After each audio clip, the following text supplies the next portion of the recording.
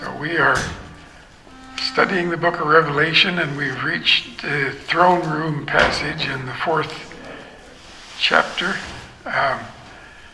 But last week we kind of, in order to get some background that might help us to understand all this, we looked back into the Old Testament and saw that some very similar things are there in the Old Testament. So people who knew the Old Testament would not have difficulty understanding the book of Revelation, as sometimes people who don't know anything about the Old Testament have difficulty.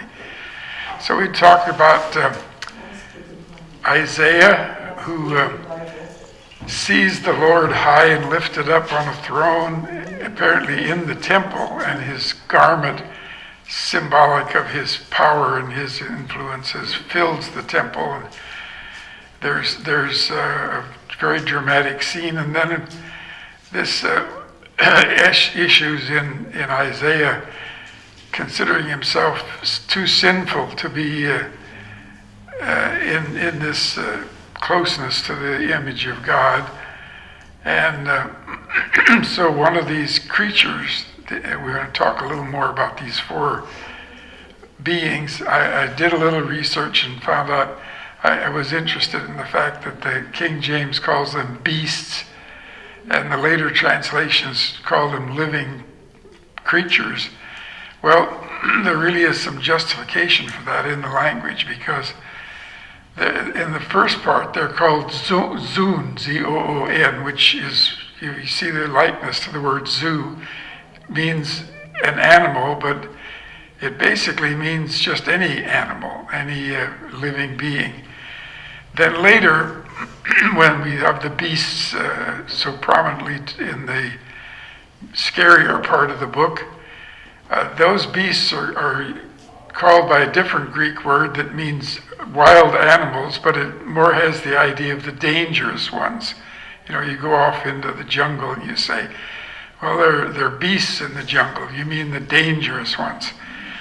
So anyway, then we saw that Ezekiel, the priest who finds himself in captivity in Babylon, and I'm sure is first devastated by the fact that he's a priest and yet he has no temple.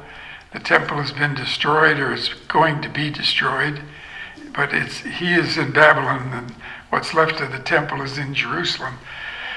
So he has these visions of God, and it's kind of what he sees, this image of with the wheels and things, is kind of like a movable throne. The wheels indicate that it can be moved, that it's some kind of a vehicle.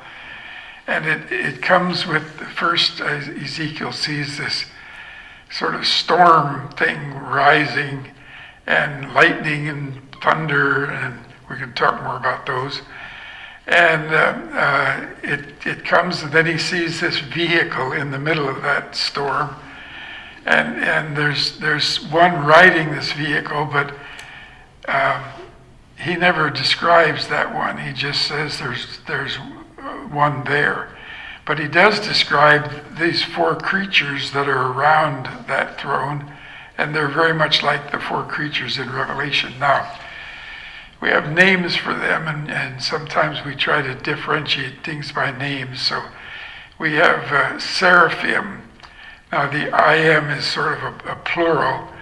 So if you talk about a seraph, you're talking about some kind of a heavenly being. And then we have, we also call them, okay, what's the other word? That really means basically the same thing. So Isaiah calls them seraphim, and I think Ezekiel calls them by this other word, but it's not really a different thing. And my writers that I read connect them with the idea that in ancient kingdoms they had this idea, and it's not just ancient kingdoms. You talk about the North American native people, and some of them had totem poles. Why did they have totem poles? Because they wanted to kind of identify with some of the abilities and some of the powers that they saw in animals. So the ancient kings would have these pictures, and even in the temple, there are these pictures of animals that are sort of half human and half animal, and animals with different things that they don't ordinarily have. And these were sort of a sign of strength and of so.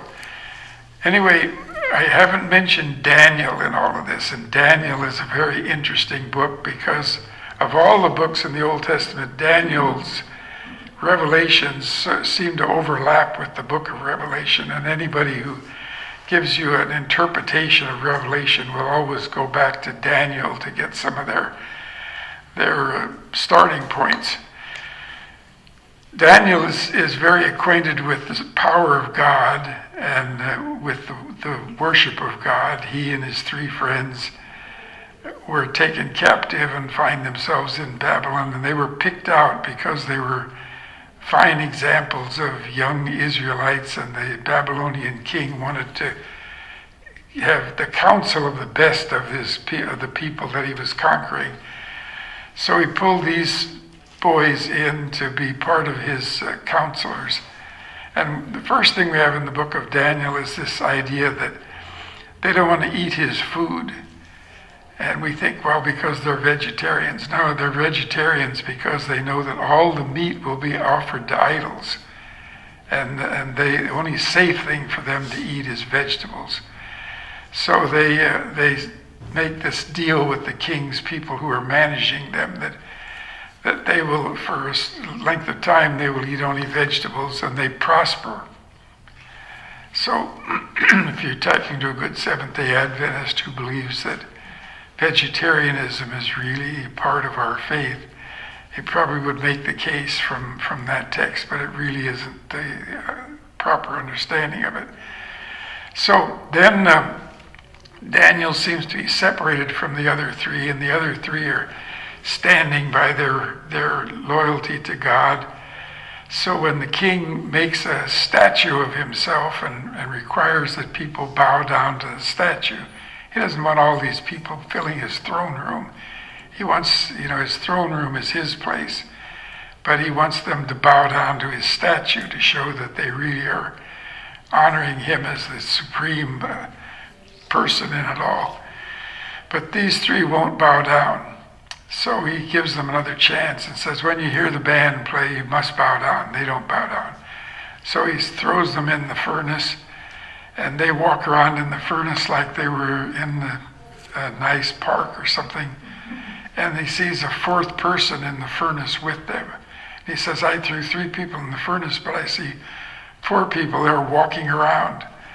Now, we don't hear anything more about them, but I'm sure they were a very significant influence. We do hear a lot more about Daniel, because Daniel becomes kind of one of the king's chief counselors. And this comes about because the king has these difficult dreams, kind of the Joseph and Pharaoh situation all over again. God seems to trouble the king with dreams. And he wants somebody to tell him what these dreams mean. So he's told that Daniel knows how to interpret dreams, so he gets Daniel to interpret his dream. And he really shouldn't like the interpretation, but he's so sure that Daniel's interpretation is correct that he honors Daniel. So first Daniel sees this great image with 4 parts to it, and he says these are the 4 great kingdoms that will rule the world. And from history, we see this happen, that it passes from the Babylonian kingdom. Now, it doesn't start with the Assyrian kingdom, because the Assyrian kingdom and the Babylonian kingdom were kind of an extension of the other. But then Babylon falls, and the Medes and the Persians. Now, the Medes are very interesting people. They're kind of a tribal people. They're great warriors. But they're not great in the political arena, and so they sort of get on board with whoever they think needs to have their help. So they help conquer the Assyrians and turn them over to the Babylonians, and they're allies and important people in the Babylonian strength. Then they get concerned about Babylon, and so they shift and they side with the Persians. So it's the Medes and the Persians that conquer Babylon. And first we have a king among the Medes, and then when that's passed, then the Medes sort of back out of this, and it's the Persian kingdom that's the second great kingdom. Then the Alexander the Great conquers the world, and we have the Greek kingdom, and then the Romans conquer the world, and we have the feet of this image that are strong and yet weak because they're mixed with clay.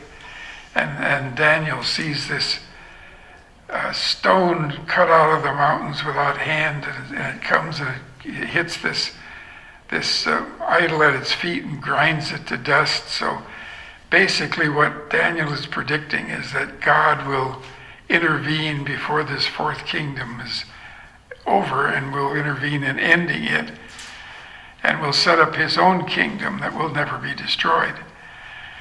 Now, so after the Medes and the Persians, then he also sees this image of a tree with a band around it, and Nebuchadnezzar is that tree. He says you will have a kind of a period of insanity, and you'll be out in the forest with the animals eating grass. Then you'll regain your position and come back, and all of that happens. Then we have the handwriting on the wall when the Babylonian kingdom is beginning to lose its strength, and Belshazzar becomes co-regent with Nebuchadnezzar. Belshazzar has this feast, and in order to show how great he is, he has them go and get the sacred vessels that they took out of the temple in Jerusalem, and he and his cohorts drink wine out of the sacred vessels, and all of a sudden there's this finger that starts writing on the wall, and Daniel is called then to interpret this, and he says the first word means that God has numbered the days of your reign and brought it to an end. And the second word means you're weighed in the scales and found wanting. I remember this word worthy that occurs so often in Revelation is basically the idea of how do you weigh in the scale of things? Someone who's worthy weighs well in the scale. They were unworthy, and so they weighed poorly. And then your kingdom is divided and given to the Medes and the Persians. The Medes and the Persians decided that if the river flowed through Babylon, if they diverted the water of the river, they could walk in the riverbed and get into Babylon. And that night they kill Belshazzar, and they take over the kingdom. So now Darius the Mede is the first king, and he tries to set things in order, and immediately the politicians get involved here, and they say, well, we got to get Daniel out of this. Daniel is our problem. If he listens to Daniel, he won't listen to us. So they get him to make this rule that anybody who prays, who calls upon some other being than the king, will be cast in the den of lions. And Daniel keeps right on with his daily prayers at his window that faces Jerusalem. And so they spy on him, and they see that he does that. They drag him before the king, and so the king says, I don't want to do this, but I have to, because it's the law of the Medes and the Persians that cannot be changed. So he throws Daniel in the lion's den, but he hopes that Daniel's God will save him. And of course we know Daniel's God does save him. And so then Darius makes this decree. I will issue a decree in every part of my kingdom. People must fear and reverence the God of Daniel, for he is a living God. That, we read that, and it's, he's the living God. But it's very meaningful. He's not a dead God. He's not an idol. He's not something you make. He's a living God. Remember that when we look at this throne room scene. And he endures forever. His kingdom will not be destroyed. His dominion will never end. He rescues and he saves. He performs signs and wonders in the heavens and on the earth. He rescued Daniel from the power of the lions. So Daniel becomes even more influential. And then we pass on into the reign of Cyrus. And then in the 7th chapter of Daniel, we have a little different kind of ministry that comes to him, but he is the right one for it to come to. He says that in the first year of Belshazzar, king of Babylon, so this is before the lion's den and all that, Daniel had a dream and visions passed through his mind. Now, visions, he's laying on his bed, but he sees all this as if he were standing someplace and it was all happening for real.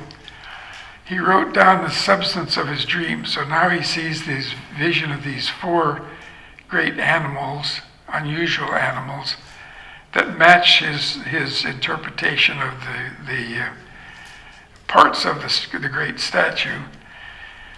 So there are 4 of them, and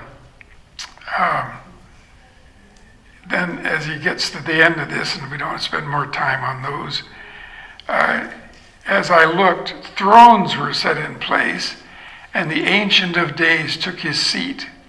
That Daniel is seeing this in his vision. His clothing was as white as snow. The hair of his head was white like wool. We've heard that before, haven't we? Very much like the images in Revelation, the image of Jesus.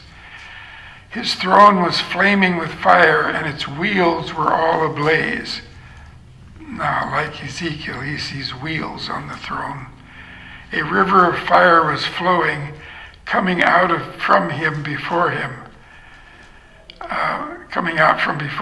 Thousands upon thousands attended him. 10,000 times 10,000 stood near him. Very much what we will read in Revelation. The court was seated and the books were opened. So he sees God putting his judgment on all this that he's seen in these other images. So then we go down to verse 15 of chapter 7. I, Daniel, was troubled in spirit, and the visions that passed through my mind disturbed me. I approached one of those standing there and asked him the true meaning of all this. So he told me and gave me the interpretation of these things. The 4 great beasts are 4 kingdoms that will rise from the earth. But the saints of the Most High will receive the kingdom and will possess it forever. Yes, forever and ever. And then I wanted to know the true meaning of the 4th beast, which was different from all the others. So he tells him how this beast depicts a kingdom that will be stronger than the others were and will crush everything that gets in its way. He gave me this explanation. The 4th kingdom that will appear on earth will be different from all the others. But the court will sit, and his power will be taken away and completely destroyed. He says God will decide that this is the last of these great kingdoms. Then the sovereignty, power, and greatness of the kingdoms under the whole heaven will be handed over to the saints, the people of the Most High. His kingdom will be an everlasting kingdom, and rulers will worship and obey him. This is the end of the matter. I, Daniel, was deeply troubled by my thoughts, and my face turned pale, but I kept the matter to myself. Then he sees some more visions, and finally he realizes that the 70 years that Jeremiah prophesied that they would be in Babylon in captivity were now over. So he has, in the 9th chapter, he has this beautiful prayer that he repents in behalf of all of his Jewish people and asks that God would honor his promise and would return them to their land. Then he has more visions that kind of overlap with the book of Revelation, which I don't want to get into trying to explain all of those. But you see that Daniel has these various times when he goes into some kind of a time where he may be laying on his bed, but he's seeing all these things, and he talks to heavenly beings. He says again, one who looked like a man touched me and gave me strength. Do not be afraid, O man highly esteemed. He said, peace, be strong now, be strong. When he spoke to me, I was strengthened and said, speak, my Lord, since you have given me strength. So he said, do you know why I have come to you? Soon I will return to fight against the prince of Persia. This is interesting, that these great kingdoms have somebody who represents them in heaven, and they have kind of a battle to see how God is going to carry out his will. When I go, the prince of Greece will come. But first I will tell you that it is written in the book of truth. No one supports me against them except Michael, your prince. So Michael is listed as the archangel that looks after the Jewish nation. I took my stand to support and protect him. That is, to support Darius the Mede. So this is Daniel is very much like Revelation, and he has an extended prophecy that the people who studied it said, well, this has to be cheating, writing it after it happened. Nobody could write what happens in the detail that Daniel does, except if he actually was somebody who lived later and was writing about what actually happened. However, we gullible people believe that Daniel, living long before this happened, was told by God exactly what would happen, and his description of it is exactly as it happened. So,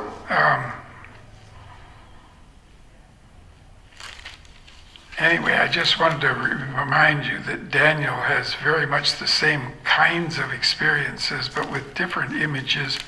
Now we go back to Revelation, and I tried to deal some with what these images meant, but it seems to me that the whole experience is kind of a symbolic thing that. Now this is my own idea, but it seems like in these other things from the Old Testament that we were looking at, God is always coming down to someone that he chooses and showing that one an image, but that one is on earth. Isaiah, Ezekiel, Daniel. And in John's Revelation, he takes John up to heaven. And I find that very significant, that at the end of the apostolic age, when the people who are thoughtful are saying, where do we go from here? The apostles, John is the last of the apostles. Where do we go now? And Jesus says, well, I will show you where we go now.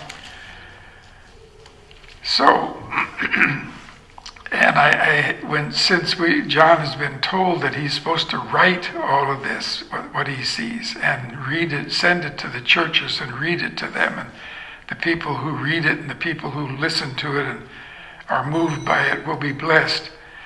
So when John is taken into heaven, it's as if Jesus is saying, now what's happened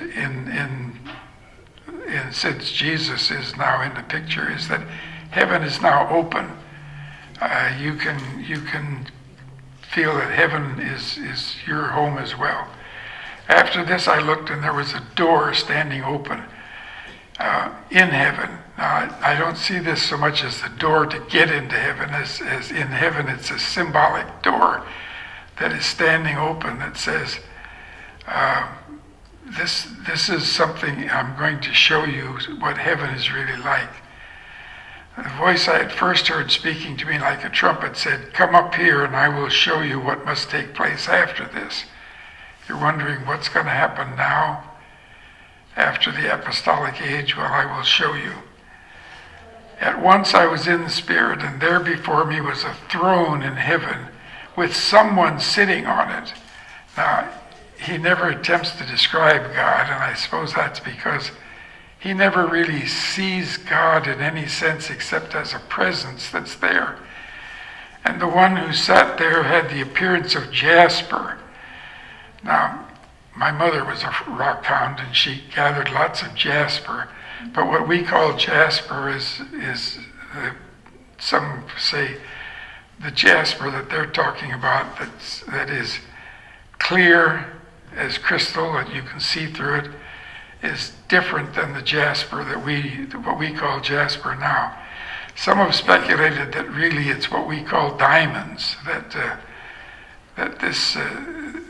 that these same stones appear as part of the final image of the eternal city.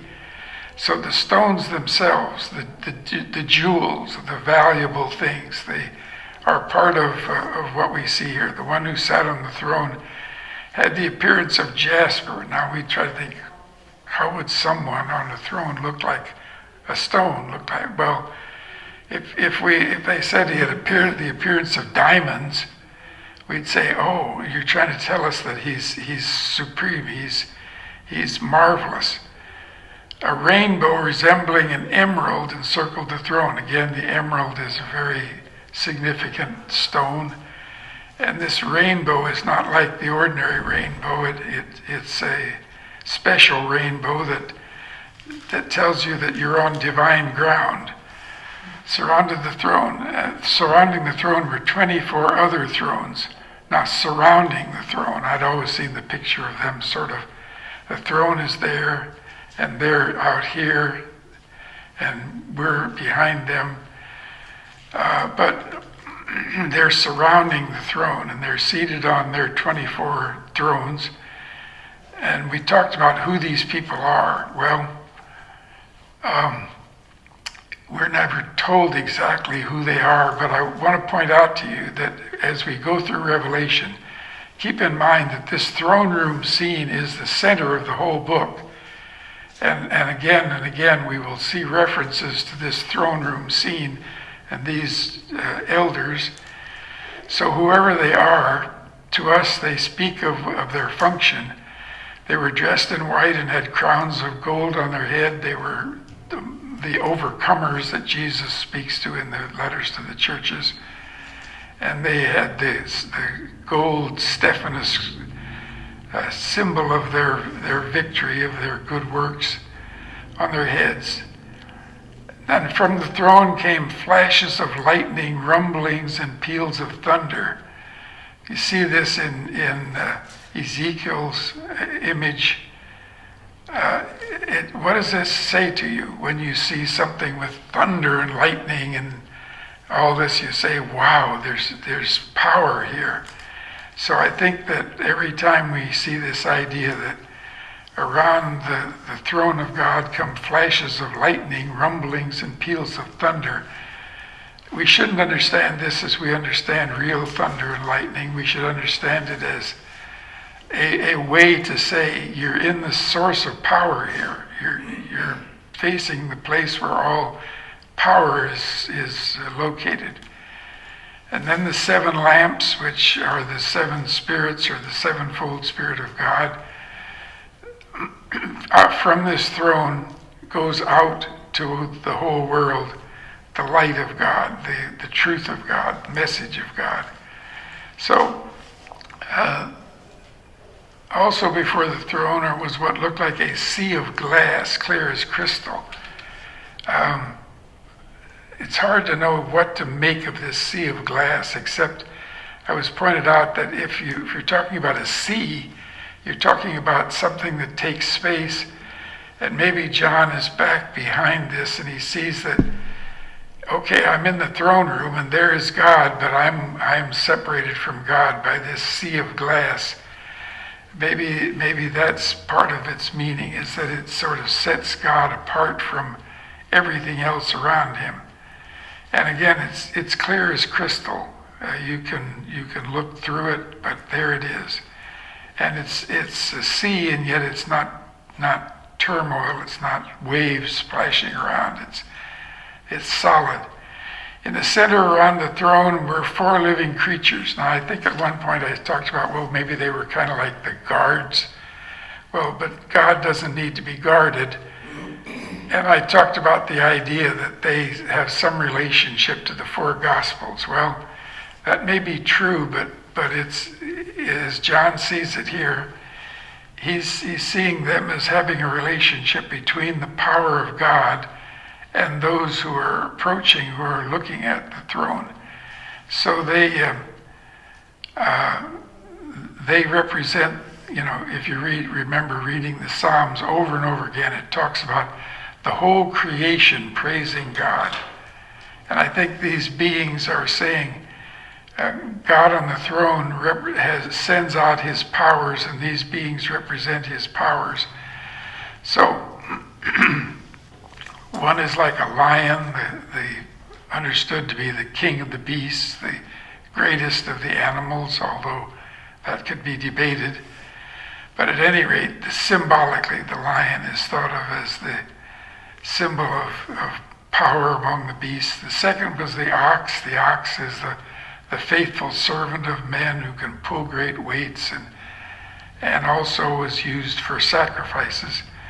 The third had the face like a man, so definitely human beings are involved in this. And the fourth was like a flying eagle. The birds of the air have a special place, and the eagle is the greatest of the birds. And so it almost seems like the symbolism of these beings is to say, God is the source of all power, but he has these expressions of his power, and that's how it relates to the Gospels, because certainly the Gospels were inspired to be written and to be kept preserved by the Holy Spirit, and the Gospels speak of Jesus as the image of the true God, as the Lion of Judah, as the working servant of God, the servant of man, the Son of Man, and as the wisdom, all the wisdom and power of thought and intelligence is in him. And then, of course, the flying eagle, far above everything else, being over everything else, is Jesus. And that's, we see in John's Gospel, we're looking at the depth of who he is. So if there is a relationship between these beasts and the Gospels, it's kind of a secondary relationship. So each of the 4 creatures had 6 wings. They did in Isaiah's vision, and with 2 of them they covered their faces to show their humility before their God, and with 2 they covered their feet, I guess to show the control of what they did. And with the other 2, they flew. Now, I don't know that angels have to have wings in order to fly, but for us to see them as a symbol of something, the wings tell us that they have this power to move. And the eyes tell us that one of the things is that they are a reminder that God sees and knows everything, every detail. Day and night they never stop saying, "Holy, holy, holy is the Lord God Almighty, who was and is to come." Whenever the living creatures give glory and honor and thanks to him who sits on the throne. See, I think that's the image that we should see. Whatever they stand for, they're awesome beings. They're exalted, powerful beings. And what do? They give honor and thanks to him who sits on the throne, who lives forever and ever.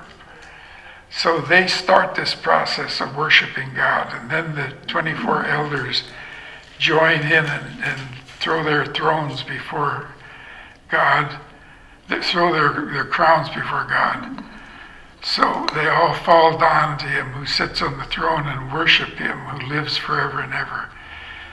They lay their crowns before the throne and say, now this is this is the testimony of these 24 elders. You are worthy, our Lord and God, to receive glory and honor and power, for you created all things, and by your will they were created and have their being. So really the ultimate meaning of this whole scene is to see that God is the ultimate power behind everything, the creator of everything, the one who is not coming and going and gone, but was always and is always here and will always be, to recognize who and what God is and to give him the proper respect and proper praise. In reading about this, I was very taken with they're talking about, what is true worship? Well, the word worship sort of means to recognize, to acknowledge, to know. And so these four creatures representing the extension of God's own people, God's own things, and then the 24 elders who in some way have got to represent mankind. There are all different ideas of how this representation is to be understood, but I don't think we need to worry about any of that. They sort of represent human beings who have overcome and yet are acknowledging that God is the one who caused their overcoming. Anything they have to be proud of, they throw before the throne of God. And this worship is our model then. Now we try to make it our model by using some of these words in our praise songs, but it isn't the mouthing of the words, it's the searching of our heart to see, do we really understand who God is? Do we really, in our innermost being, acknowledge God for who he is? Do we really worship him? One of my authors was saying, we tend to do what he calls playing church. We tend to put some things together and say, well, if I do this, I am worshiping. And he says, it isn't the doing of this that is the essence of worship.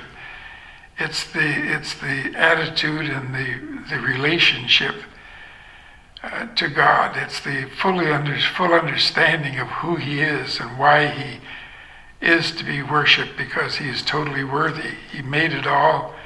He possesses it all. He's the ultimate one, the only ultimate one. And so our worship is always to tiptoe into his presence, and in any way, if you're a Roman Catholic, you kneel. If you're a Pentecostal, you wave your hands. If whatever we do, that it would be a real acknowledgement of who he is, what we understand him to be, and how we personally want to be among his worshipers. Okay, now we have a little time, so let's look ahead here.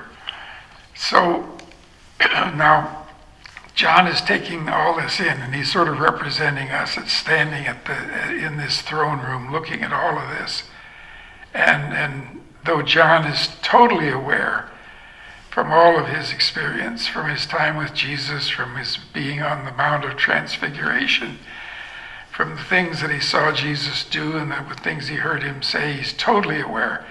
He writes this fourth gospel with a total awareness of who God is, who Jesus is. So, but still he represents us. We are totally aware, and yet we need to be more deeply understanding and deeply involved. So here we are.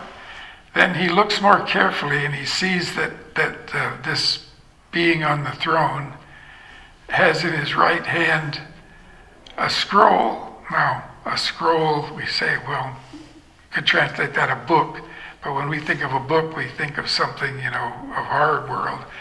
But this was a scroll made of the kind of paper that they used, and they would write on paper. It says specifically that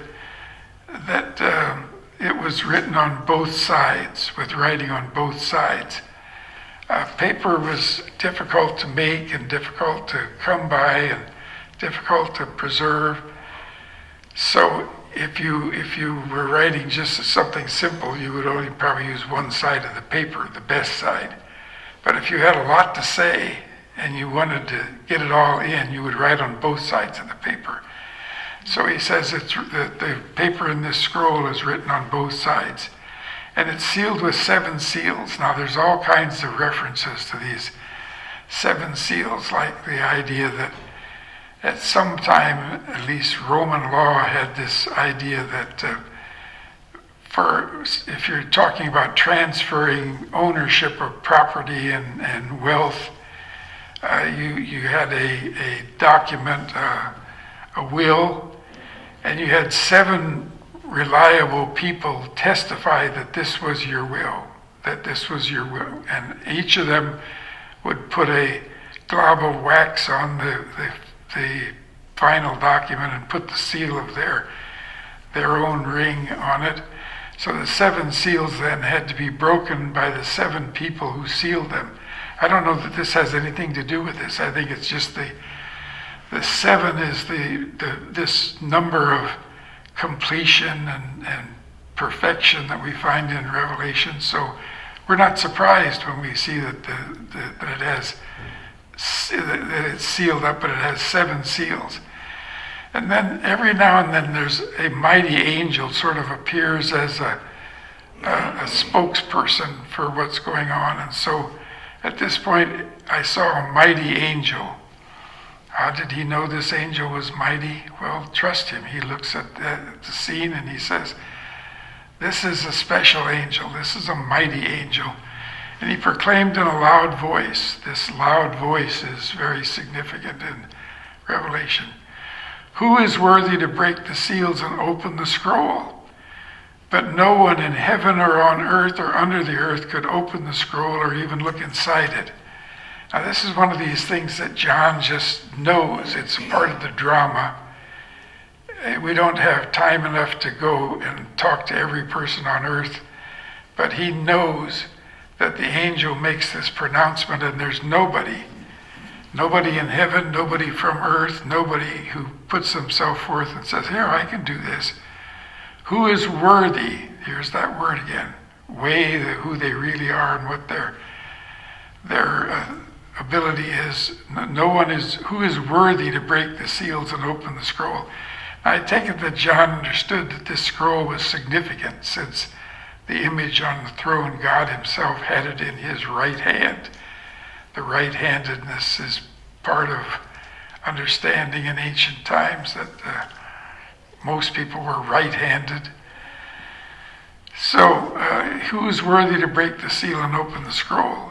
But no one in heaven or on earth or under the earth. Now this under the earth refers to kind of a shady idea that there is a power that is under the earth, that is part of the past people that have been sent to their graves, or it's part of the power of the devil's world. But under the earth, no one could open the scroll or even look inside it. Then look at verse 4. I wept and wept because no one was found who was worthy to open the scroll and look inside. John is very emotionally involved in this. So why is he weeping? Well, he may be weeping because he realizes that this means there's nobody that you can count on. There's nobody that you really can put your trust in. Or he may be weeping because he knows that this scroll is symbolic of the revealing of the things that are to come. And if the scroll can't be opened, he may never know what's to come. So but at any rate, he's very emotionally involved, and he's weeping because no one was found worthy to open the scroll. Then one of the elders, see how this scene it kind of interacts with things. One of the elders said to me, do not weep. See, the Lion of the tribe of Judah, the Root of David, has triumphed. He is able to open the scroll and its 7 seals. So he says there is one, but only one, who really is worthy, but that one is there for you.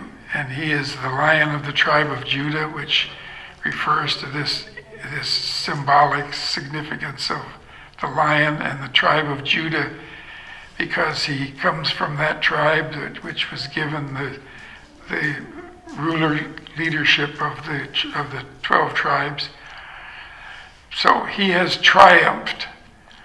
If we have overcome, he has triumphed. He has marvelously done everything just as he should, and he weighs 1,000%. He is able to open the scroll and its 7 seals.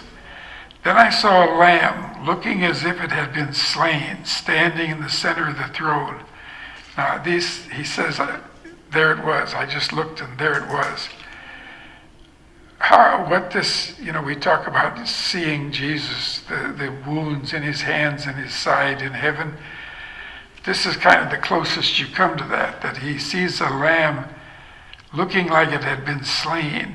Now, is this a lamb just as a 4-footed creature with all 4 feet on the ground, or is it a standing upright kind of lamb but something about what you're seeing is that this is a lamb that has been slain.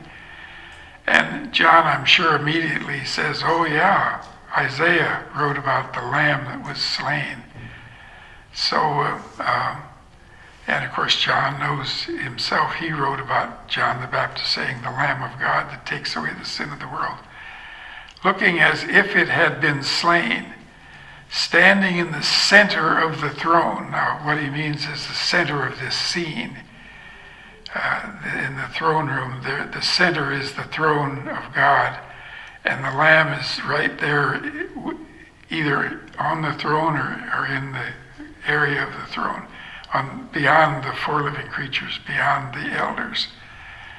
Encircled by the 4 living creatures and the elders. It's clear that this one stands higher in the heavenly sphere than the 24 elders singly or corporately, and the 4 creatures singly or corporately. He stands above all that. He had 7 horns and 7 eyes. Now, the 7s stick out to us, but also the idea that horns and eyes, you go back to Daniel's.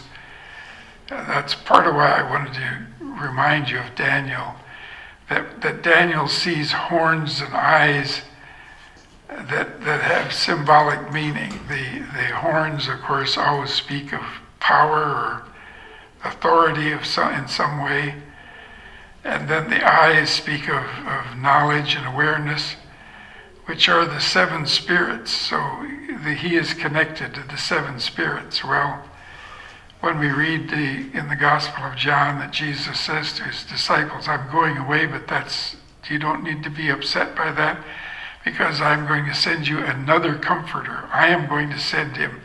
The Father and I are going to send you the Holy Spirit to be your guide and your helper. So the 7 spirits are part of what the Lamb possesses to give. 7 spirits of God sent out into all the earth. He came and took the scroll from the right hand of him who sat on the throne. No problem with him approaching the throne and taking the scroll, because he is in power equal to this.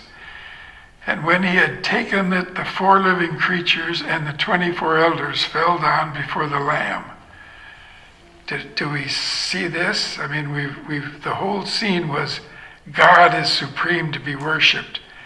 The 4 creatures worship God. The 24 elders worship God. Everything in the throne room worships God. Now he says that the 24 elders fell down before the Lamb.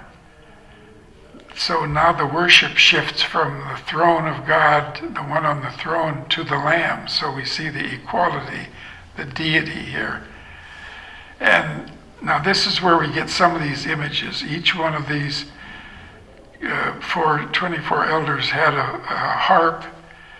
They were holding golden bowls full of incense. Now, we're told clearly what the incense always represents, which are the prayers of the saints. And they sang a new song. So the drama is continuing, and the drama is first to acknowledge the Lamb and see who this Lamb really is and what his authority is. And so they're singing a song to him. They're acknowledging that the prayers have to do with him. And they sang a new song. You are worthy, there's our word again, to take the scroll and to open its seals, because you were slain, and with your blood you purchased men for God, men meaning individuals, from every tribe, language, people, and nation. Now watch that phrase. Tribe, language, people, and nations. If there's some numerology that we're to understand, the four creatures would have the idea that they are a link between God and the earth. The four is the kind of an earthly number. They talk about the four corners of the earth and the four seasons. And so now, at this point in time, 90 AD or whenever John is seeing this, the gospel has begun to go out to the world, but there's a lot more world that has never heard the gospel. So when he says that the Lamb has purchased with his own blood people from every tribe, language, people, and nation, he's saying the whole world is going to be involved in this. The whole world is going to be aware of this message of the Lamb. You have made them to be a kingdom and priests. A lot of Old and New Testament language in those two words, a kingdom and priests to serve our God, and they will reign on the earth. These people that have been redeemed, these people that belong to the Lamb. Now we're going to stop there. But I would just want to point out that when I looked and heard the voice of many angels, numbering thousands upon thousands and 10,000 times 10,000, remember that exact same phrase in Daniel? The angels are to be numbered in the thousands and the 10,000 times 10,000. In other words, there's no way we could know how many of them there are. They're an immense amount. They encircle the throne and the living creatures and the elders. In a loud voice they sang. So now the angels, all this, and what a chorus this would be. Worthy is the Lamb who is slain to receive power and wealth and wisdom and strength and honor and glory and praise. We notice that before we had 4 attributes, now we have 7. So even the number of the terms that they use is significant. Then I heard every creature in heaven and on earth and under the earth and on the sea and all that is in them singing, to him who sits on the throne and to the Lamb be praise and honor and glory and power forever and ever. The 4 living creatures said amen, and the elders fell down and worshipped. So everything that's happening here in this drama is back. It has the stamp of approval. It is put into the context of this throne room scene. All these beings that he's seeing now unite in saying, this is the story. This is what you need to know. And over and again they keep praising God with these great sayings. Okay. So we did reach the end of chapter 5, so we'll look at chapter 6 next, and the Lamb will open the seals, and we'll begin to hear these things that we say, well, what does that mean? What is that prophesying? Well, we'll work on that. Okay, any last thoughts or questions or ideas you want to share with us? I do all the talking because I have the teacher's role, but that doesn't mean I don't want to hear from you. Is it fair to say, John, that as you look at it, though it's not important to create doctrine around the 24 elders who are there, But as we look at this as a representation of God and his completeness, Yeah. and John's in the throne room, which is timeless, he's just seen this vision. Yep. God's covenant with his people is curiously divided 12-12. Yeah. That's what always has struck me, Albert, is that the most sensible understanding of this, and I get people talking about, well, there were times and there were situations in which 24 were involved in the Old Testament.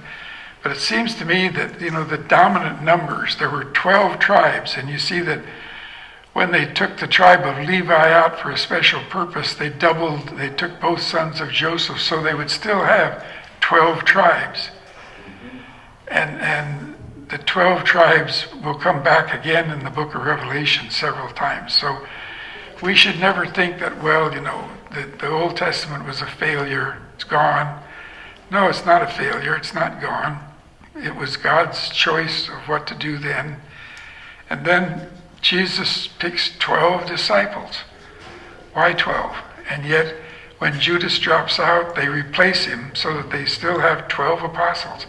When you get to that final scene, which we're going to talk a lot about, of that great city come down from heaven, its gates and its foundations are named for the 12 tribes and the 12 apostles.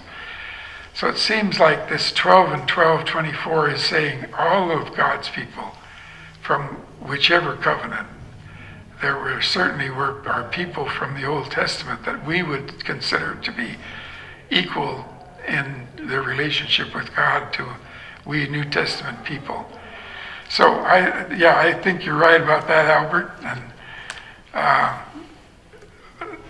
the other ideas, none of them really grab me. I see that there's something to think about there, but I don't think any of them really say, well, this is what I would think that's supposed to mean. How am I supposed to know that? But the 12 and 12, we know very well. We know there were 12 tribes. It's all through the Old Testament. We know there were 12 apostles. So, when I think of it in a covenant fashion, God made that covenant with the 12. Right. Then when Christ comes, he says, I come with a new covenant. Yep. Meaning, we finish this one. This covenant is now completed. Yeah. God did his part, and now he's opening the new covenant, and he'll complete his part. And so we're seeing the completion of God's promises through Christ and the unity of wrapping it all together in the Lamb. That's how I see it. Yeah, it makes sense, and I don't know of any better way to feel what the purpose of these 24 elders is than to feel like they represent us, they represent humankind in their relationship to God. So when they fall down and worship, it's that we are also there worshiping with them, and when they acknowledge the Lamb, we are there acknowledging the Lamb. So this is a picture that, the details may escape you, may puzzle you, may distract you, but the picture of the whole really is not that hard to relate to. It's telling us God is real, God is exactly who you thought he was and more, and God is totally worthy of your trust and your worship and your obedience. So, okay. Any other thoughts to share? All right, let's have a closing prayer and go fellowship and worship. And I think, what would be helpful in the worship is to figure it isn't the outward things that you're doing that constitute the worship. It's the inward things that are motivating you. It's the inward things that it brings forward in your heart, and gathering together to promote that idea, to promote that feeling, and taking it away with us to keep us day by day this is the essence of our worship. It's not going through some ritual that God is saying, oh, that's what I was looking for. Here's my stamp of approval. So, okay, let's close. Father, Thank you for your word. Thank you for the parts that puzzle us and make us think more deeply and make us do more reading to find all that you say about it. And just help us as we study this great book, this very significant book, that we would be open to listen to your main message in it. And if we do not understand some of the details, to wait and we will understand them when we are in your presence, as John understood them when he was in your presence. So bless us as we fellowship, as we relate to one another, which we know is your desire, and as we come together and join our hearts together significantly to be your people. In Jesus' name, amen.